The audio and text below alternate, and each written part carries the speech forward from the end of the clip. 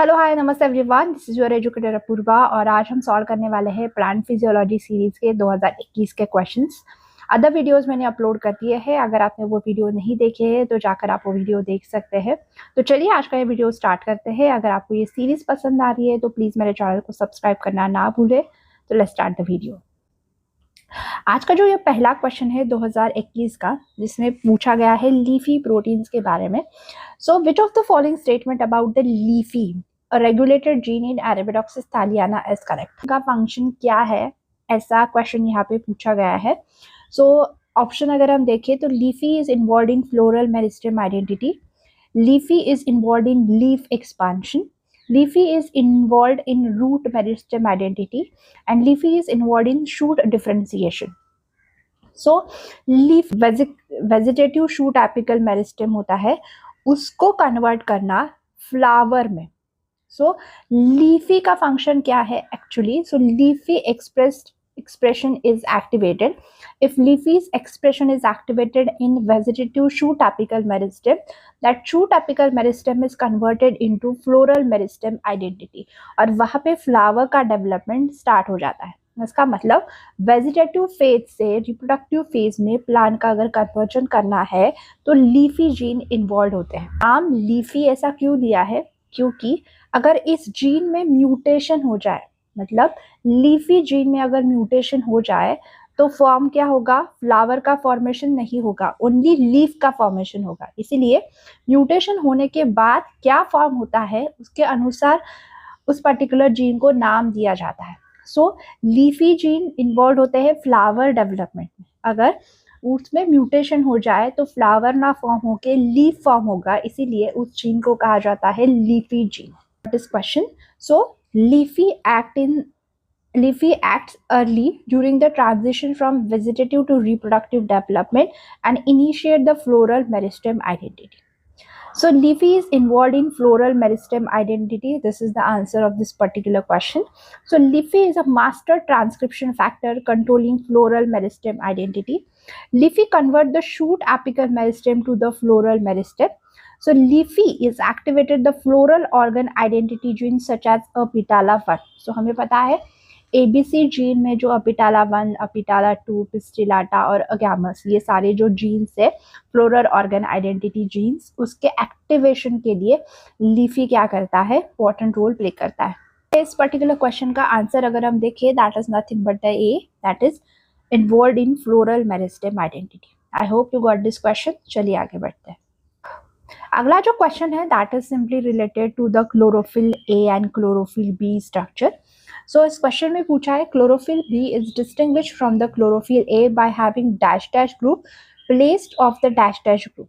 So simply यहाँ पे ये पूछा है कि क्लोरोफिल ए और क्लोरोफिल बी में डिफरेंसेस क्या है।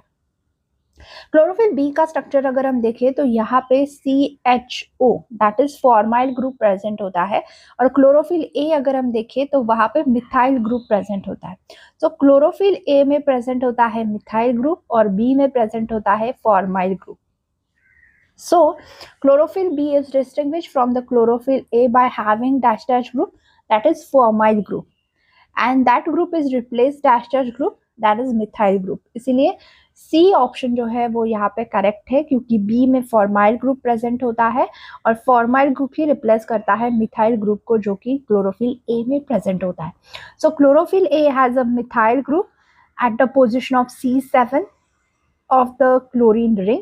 Chlorophyll B having a formyl group at the same position. So this structural difference slightly alter the absorption spectrum and the function of both pigment. So chlorophyll A having a methyl group and B having a formyl group. I hope you got this question. So इस particular question का answer है that is nothing but the C, formyl and methyl.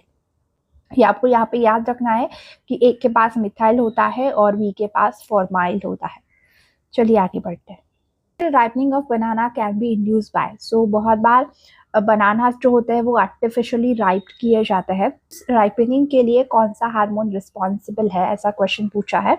सो पहले तो green bananas होते हैं, उसके बाद वो राइप हो जाते हैं येलो कलर में। सो ये जो ट्रांजिशन है वो किया जाता है by exposure to the ethylene hormone. So ethylene एक गैस हार्मोन है। So ethylene induce fruit ripening. So mostly ethylene जो है वो एक्टिवेट करता है राइपनिंग के लिए रिस्पॉन्सिबल होने वाले चीज़ को। वो स्टार्च का ब्रेक डाउन करता है, शुगर का कॉन्सेंट्रेशन इंक्रीज करता है, येलो पिल फॉर्मेशन करता है, स्मूथनिंग ऑफ फ्रूट्स करता है और development of aroma. So this is all are the functions of ethylene. So ethylene triggers the series of biochemical changes that lead to the ripening, at color change, softening, sweetness, and aroma. So ethylene is a natural plant hormone responsible for the fruit ripening. Banana is a climatic fruit that respond strongly to the ethylene. So artificial ripening is commonly achieved by using an ethylene gas under the controlled condition. So climatic fruits को अगर हम देखें तो banana, mango, apple, tomato are the climatic fruits and non climatic fruits होते हैं grapes, citrus and strawberry. इस particular question का answer that is nothing but the ethylene. So ethylene एक गैस हार्मोन है, ये भी आपको याद रखना है, अगली बार पूछा जा सकता है कि which hormone is a gas hormone. चलिए आगे बढ़ते हैं। अगला जो क्वेश्चन यहाँ पे पूछा गया है that is related to the diplospory and parthenogenesis. So parthenogenesis से पहले भी एक बार क्वेश्चन पूछा गया है। जो diplospory and parthenogenesis lead to the development of, पहला है haploid embryo, diploid embryo, viviparous embryo और adventive embryo. So diplospory and parthenogenesis ये जो है, diplospory is formed and unreduced that is 2n egg cell and parthenogenesis is developed from an embryo from an unfertilized egg. So डिप्लोस्पेरी में अनरेड्यूस्ड egg formation होता है, मतलब megaspore mother cell से directly वो reduce नहीं होती, मतलब 2n से n का फॉर्मेशन नहीं होता, डायरेक्टली 2n ही होता है और वही जाकर क्या करते हैं, प्लांट का फॉर्मेशन करते हैं। मतलब यहाँ पे हैप्लॉइड प्लांट का फॉर्मेशन नहीं हो रहा है क्योंकि अनरेड्यूस्ड एग सेल है, राइट।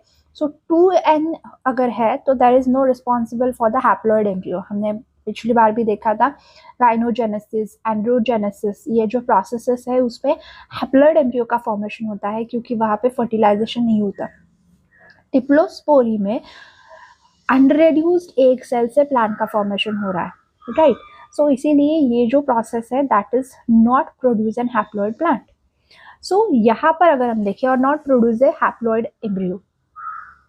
पार्थिनोजेनेसिस में एम्ब्रियो जो डेवलप्ड होता है विदाउट फर्टिलाइजेशन, लेकिन वो भी 2n होता है, that is not an n, that is not an haploid. So thus diplosperry followed by the parthenogenesis lead to the development of diploid embryo. So diploid embryo, this is the answer of this question. Diplosperry produce an unproduced egg cell. Parthenogenesis allows this egg to develop into embryo without fertilization. So therefore the resulting embryo is diploid, that is 2n. So diplosperry unreduced egg cell and parthenogenesis developed without fertilization, both are produced in diploid embryo. इसलिए इस particular question का जो answer है that is nothing but the diploid embryo. I hope you got this question. हम आगे बढ़ते हैं। Question जो है वो मैच द फॉलोइंग का क्वेश्चन है, जहाँ पर एलिमेंट्स दिए गए हैं और उनका रोल किस पर्टिकुलर एंजाइम में होता है या किस पर्टिकुलर फाइटो हार्मोन में होता है, ऐसा क्वेश्चन सिंपली पूछा है। ऐसा एक क्वेश्चन हमने ऑलरेडी सॉल्व किया है जिसमें पूछा गया था कि नाइट्रोजिनेज एंजाइम जो है उसमें कौन सा इम्पोर्टेंट एलिमेंट चाहिए होता है। सो उस पर्टिकुलर आंसर तक हम पहुंच गए थे, that is nothing but the molybdenum. So D का 2 है, ये तो हमें पता है। अगर ऑप्शन में देखें सो डी का 2 सिर्फ एक ही जगह पर यहाँ पर दिया है, इसीलिए इजीली हम आंसर तक पहुंच जाएंगे by our previous knowledge, that is B का आंसर होता है D2। बाकी ऑप्शंस के बारे में भी देख लेते हैं। सो ऑक्सीन जो है वो ऑक्सीन जो कि फाइटो हार्मोन है जिसके लिए बहुत ज़्यादा इंपॉर्टेंट रोल प्ले करता है। So zinc is required for the biosynthesis of plant hormone, that is an auxin. So इसीलिए बी का आंसर जो हो जाएगा वो हो जाएगा 4। उसके बाद मैग्नीशियम, हमें पता है कि मैग्नीशियम जो होता है वो क्लोरोफिल के लिए इंपॉर्टेंट रोल प्ले करता है। So magnesium is the central atom of the porphyrin ring of the chlorophyll molecule, इसीलिए सी का आंसर जो है that is first. So C का फर्स्ट हो गया, डी का 2 हो गया, अलॉन्ग विद दैट जो बी का है वो 4 हो गया। एक जो रह गया दैट इज ए जो कि है सल्फर। सल्फर जो इंपॉर्टेंट रोल प्ले करता है वो है मिथियोनिन। सो हमें पता है मिथियोनिन जो अमाइनो एसिड है उसके पास सल्फर प्रेजेंट होता है। सो तो ये तो हमें पता है. So sulfur is an essential constituent of amino acid, that is nothing but the methionine. So this is the simple one, क्योंकि अमाइनो एसिड है और अमाइनो एसिड के पास सल्फर होता है. अलॉन्ग विद दैट और एक अमाइनो एसिड होता है, दैट इज द सिस्टीन, उसके पास भी सल्फर प्रेजेंट होता है. So sulfur is required for the biosynthesis of amino acid, that is methionine. This is the first one. Zinc जो है वो important role play करता है biosynthesis of plant hormone, that is nothing but the auxin. Magnesium is a central role for the chlorophyll, and a molybdenum is a cofactor of an enzyme nitrogenase involved in the biological nitrogen fixation. इसलिए इस particular question का जो answer है that is nothing but the B. I hope you got this question. Okay, so with this question, we have completed all the questions related to the plant physiology coming in 2021. If you have any query regarding any question, you can ask me in the comment box. Thank you so much for watching this video, guys. Don't forget to subscribe my channel. Bye-bye.